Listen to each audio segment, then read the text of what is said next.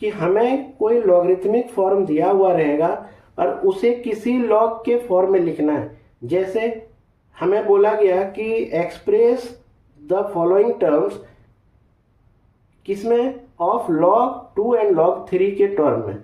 Example से समझते हैं। log 36 है। अब log 36 को हमें ऐसे तोड़कर लिखना है जिसमें हमें सिर्फ log 2 और log 3 ही आए। तो सिंपल है कि पहले 36 को प्राइम फैक्टराइजेशन करते हैं, 9 3 3। तो हम देख रहे हैं कि 2 टाइम्स है और 3 2 टाइम्स है, तो इसे लिख सकते हैं log 36 को 2 raise to the power 4, sorry 2 raise to the power 2, यहाँ 2 टाइम्स में है, और 3 raise to the power 2 into कर दिए। यानी इसको 4 इंटू 9 भी कर सकते थे, या हम डायरेक्टली किए तो एक स्टेप मेरा कम हो गया कि 2 raise to the power 2, 3 raise to the power 2, तो 4 इंटू 9 36 हो गया। अब ये किस लॉ के से यूज करेंगे हम, प्रोडक्ट लॉ ऑफ क्या, लॉगरिथम का यूज करेंगे। तो सिंपल है, यह क्या बन जाएगा, यहाँ बेस कुछ नहीं दिया है तो हम मान के चलेंगे लॉग बेस क्या है 10 है, कोई जरूरी लिखना जरूरी नहीं है। ये क्या बन जाएगा, log 2 raise to the power 2 plus log 3 to the power 2। अब पावर लॉ से ये क्या हो जाएगा, 2 कहाँ आ जाएगा, पहले ये क्या बन जाएगा 2 log 2, यहाँ भी क्या हो जाएगा 2 यहाँ आ जाएगा 2 log 3। हमें बोला गया कि इसको इस फॉर्म में लिखना है, log 2 और log 3 के फॉर्म में लिखना है। log 36 को हमने लिख दिया, तो log 36 equal to 2 log 2 plus 2 log 3 हो गया। सिमिलरली यहाँ देखते हैं क्या दिया हुआ है, log 144। अब log 144 दिया है, सिमिलर वही करेंगे। 144 को हम लोग पहले तोड़ते हैं 2 और 3 में, ये किस में टूटा, तो हम देख रहे हैं कि log 44 में 2 कितने टाइम्स है, 4 टाइम्स, और 3 कितने है 2 टाइम्स। तो इसे हम लिख सकते हैं log 144 equal to 2 raise to the power 4 into 3 raise to the power 2। log mn के फॉर्म में है, तो प्रोडक्ट लॉ को कैसे लिखेंगे, log 2 raise to the power 4 plus log 3 raise to the power 2। ये पावर लॉ से 4 कहाँ आ जाएगा, इसके पहले ये क्या हो जाएगा 4 log 2 प्लस यहाँ वाला फिर 2 यहाँ आ जाएगा 2 log 3। तो log 144 को log 2 और log 3 के फॉर्म में अगर लिखेंगे तो क्या लिखेंगे 4 log 2 प्लस 2 log 3। इसी तरह और एक दो है, और कुछ सवाल हैं जिसको हमें log 2 और log 3 के फॉर्म में लिखना है। यहाँ दिया हुआ है log 4.5। log 4.5 को पहले सिंप्लीफाई कर लेते हैं। log 4.5 को लिख सकते हैं 45/10। इसे और काट के छोटा करते हैं, सिंपलर टर्म में लिखते हैं, तो 5 से पहले लेते हैं, 5 9 जा 45, 5 2 जा 40, 5 2 जा 10। तो ये किस फॉर्म में आ गया, log 9/2। ठीक है, अब इसको लिख सकते हैं कोसेंट लॉ के अनुसार। ये क्या हो जाएगा log 9 माइनस log 2। हमें 2 और log 3 के फॉर्म में लिखना है, लेकिन हमें पता है कि log 9 जो है उसे लिख सकते हैं 3 रेज टू द पावर 2, और log 2 तो log 2 के फॉर्म में है। ये पावर लॉ से क्या हो जाएगा, 2 कहाँ आ जाएगा, पहले ये क्या बन जाएगा 2 log 3 माइनस log 2, यानी log 4.5 को लिख सकते हैं 2 log 3 माइनस log 2। नेक्स्ट सवाल है, यहां पे देखते हैं, यहां पे क्या दिया हुआ है log 26/51, log 91/119। हम देख रहे हैं 26 और 51 में तो कुछ कॉमन नहीं है, और 91/119 में भी कोई कॉमन नहीं है जो सिंपलेस्ट टर्म में हम लिखेंगे।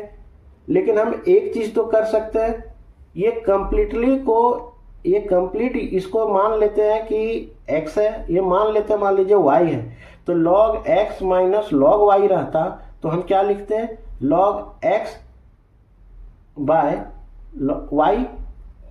कोसेंट लॉ अगर दिया हुआ है तो कैसे लिखते थे, अगर log m अपॉन n था तो उसे क्या लिखते थे, log m minus log n।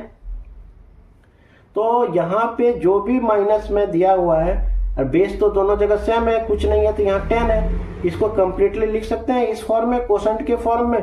तो इसको क्या लिखेंगे, log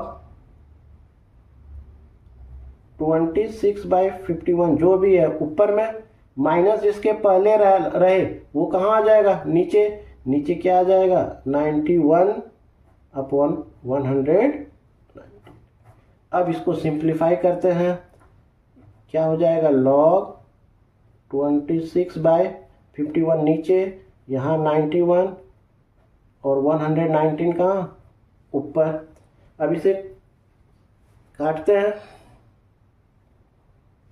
13 से 2 टाइम्स, ये 7 टाइम, 7 से भी कट जाएगा ये, 7 1 जो 7, 49, 17 3 टाइम्स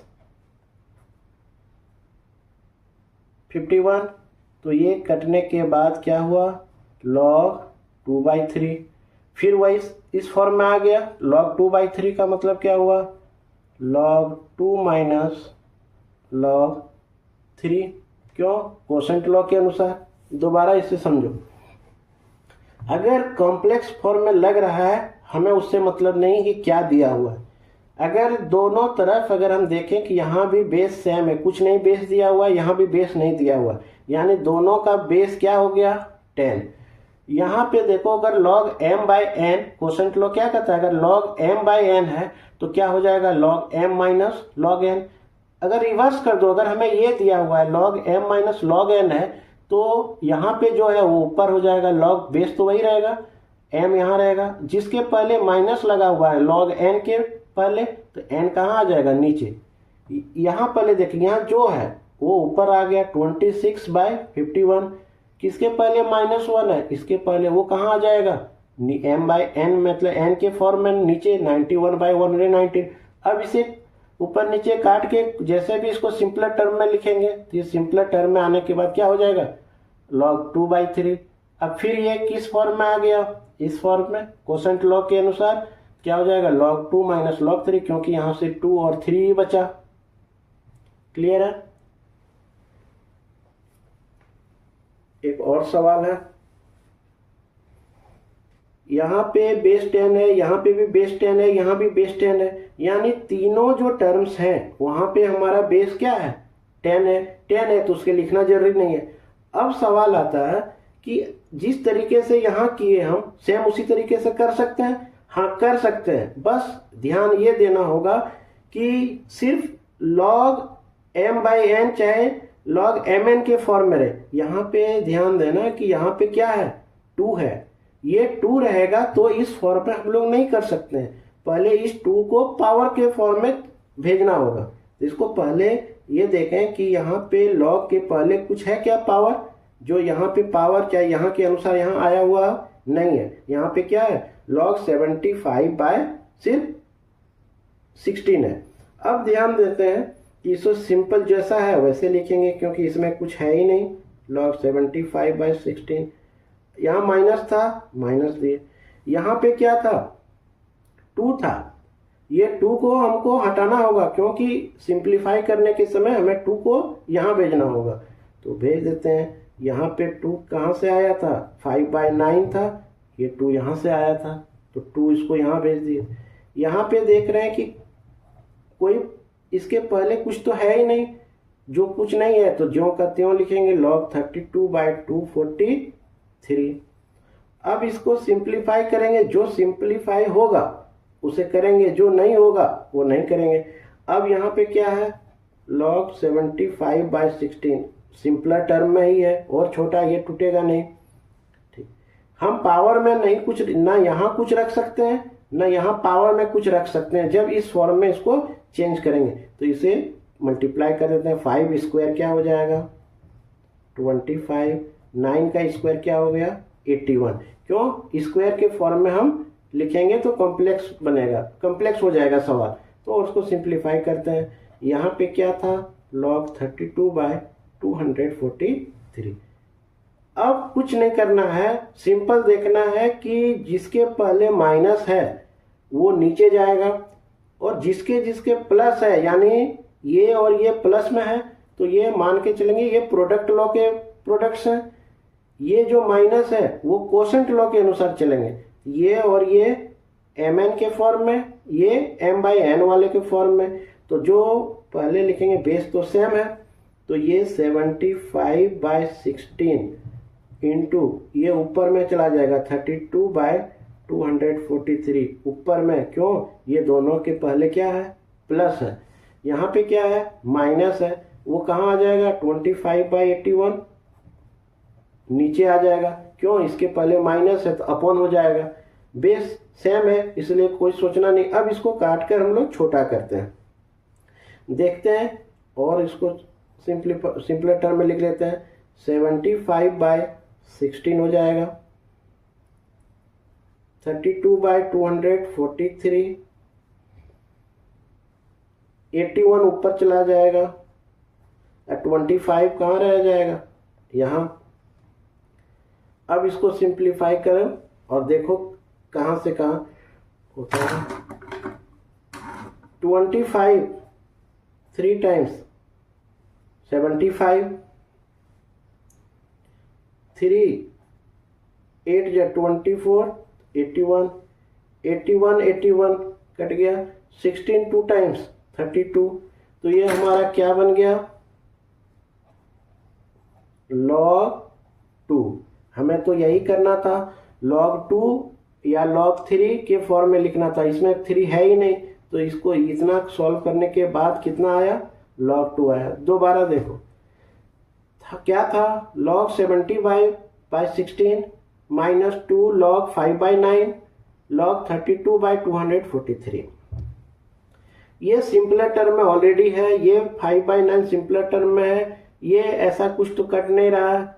तो सबसे पहले हम देखेंगे कि इसके पहले कोई तो यहाँ पावर या कुछ तो कोफिशिएंट नहीं है, यहाँ कुछ नहीं है, तो 75/16 के फॉर्म में लिखे। यहाँ पे 2 है तो इसको यहाँ पे ले आए। पावर लॉ में क्या होता है, यहाँ पे जो रहता है वो यहाँ आता है, तो यहाँ वाले को यहाँ ले आए। तो ये क्या हो गया log 5/9 का होल स्क्वायर, यहाँ पे जो था वही उतारे। ये 5 स्क्वायर 25, 9 स्क्वायर 81 हो गया। अब ध्यान देने वाली बात क्या है कि जो जो प्लस में रहेगा वो इसके ऊपर रहेगा, जो है वैसा इंटू कर देंगे क्योंकि प्लस है, यानी 2 फैक्टर mn के फॉर्म में है। ये माइनस है तो यहाँ और एक माइनस में रहता है, ये दोनों नीचे माइनस में होता है। अब इसको सिंप्लीफाई किए हम लोग। सिंप्लीफाई करने का मतलब क्या हुआ 1 2 3/4 है, तो 2 × 3 हो जाएगा और ये 4 कहाँ चला जाएगा ऊपर। तो यहाँ क्या हुआ 81 ऊपर चला गया, ये तीनों नीचे रहा। क्रॉस करने के बाद क्या हुआ सिर्फ 2 बचा। ठीक है, लास्ट सवाल देखते हैं। यहाँ पे क्या दिया हुआ है log ऑफ 108 का 5th रूट, बेस में क्या है 10 है। तो सबसे पहले इसको सिंपल फॉर्म में लिखते हैं, बेस जो है रहने देते हैं। 108 इसको लिख सकते हैं 1/5। 108 का 5th रूट का मतलब क्या हुआ 108 raise to the power 1/8, sorry 1/5। अब हम देखते हैं कि 108 को हमको 2 और 3 के log 2 और log 3 के फॉर्म में लिखना है। तो log 2 और 3 के फॉर्म में लिखने के लिए हमें क्या होगा 108 को देखते हैं, ये क्या हो गया 54, ये क्या हो गया 27, अब 3 से जाएगा 9, तो हम देख सकते हैं कि इसको log 10 108 को क्या लिख सकते हैं, 2 raise to the power 2 into 3 raise to the power 3, और ऊपर से पहले से क्या था, रेज टू द पावर 1/5। अब ध्यान देने वाली बात क्या है कि 1/5 जो भी है वो तो इसके ऊपर था, यही स्टेप में हमें ले आना था 1/5 यहाँ। तो 1/5 पावर लॉ के अनुसार कहाँ आ जाएगा, यहाँ पे 1/5 यहाँ आ गया, log 10 और यहाँ क्या था 2 square into 2 raise to the power 2 3 raise to the power 3। अब प्रोडक्ट लॉ के अनुसार हम लोग क्या करेंगे, यहाँ से है प्रोडक्ट लॉ, ये बाहरी ये कॉमन हो गया, तो यहाँ से यहाँ क्या होगा log mn के फॉर्म में, तो log m plus log n, तो इसे क्या करेंगे 1/5 जो है वो बाहर में रहेगा। क्यों, ये हमारा जो है ये वाला जो है इसको हम लोग log mn के फॉर्म में प्रोडक्ट में तोड़ेंगे, ये तो 1/5 बाहर आ गया, तो हमें क्या करना है, ये किस फॉर्म में टूटेगा, log 2 raise to the power 2 to the base 10 plus log 3 raise to the power 3 to the base 10। अब लिखते हैं 1/5, पावर लॉ के अनुसार क्या हो जाएगा, 2 यहाँ है, यहाँ आ जाएगा 2 log 2 टू द बेस 10, 3 यहाँ था, पावर लॉ से 3 यहाँ आ जाएगा 2 log 3 टू द बेस 10। हमें पता है एक चीज कि जब बेस पे 10 दिया हुआ हो तो हमें लिखना कोई ज़रूरी नहीं है, तो इसे हम कैसे लिखेंगे, 1/5 ब्रैकेट में 2 log 2 plus 3 log 3 bracket close.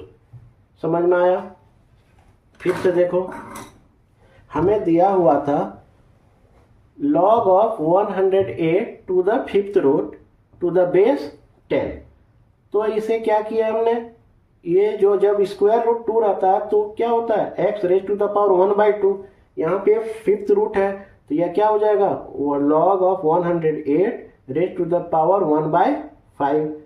अब ये 1/5 है, वो पावर लॉ के अनुसार वहाँ कहाँ आ जाएगा, इसके पहले, ये 1/5 कहाँ आ गया, यहाँ 108 को हमें पहले से बोला गया है किस फॉर्म में लिखना है, log 2 और log 3 के फॉर्म में लिखना है, यानी 108 का फैक्टर्स निकालेंगे 2 और 3, देखेंगे 2 टाइम्स है, 3 टाइम्स है, यहाँ लिख दिया। और ये इस फॉर्मेट को हम क्या बोलते हैं, प्रोडक्ट लॉ ऑफ लॉगरिथम बोलते हैं। तो प्रोडक्ट लॉ ऑफ लॉगरिथम को तोड़ेंगे कैसे, log mn equal to log m plus log n, तो यहाँ क्या हो गया, बेस तो वही रहेगा, log 2 raise to the power 2 to the base 10, यहाँ पे क्या हो गया log 3 raise to the power 3 to the base 10।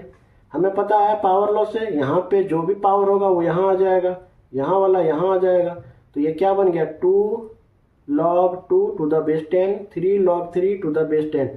10 लिखना जरूरी है नहीं, तो हम इसे सिंपल फॉर्म में लिख सकते हैं, 1/5 तो बाहर रह गया था, 2 log 2 प्लस 3 log 3। ठीक है, इतना ही सवाल हम लोग अभी देखते हैं लॉगरिथम में।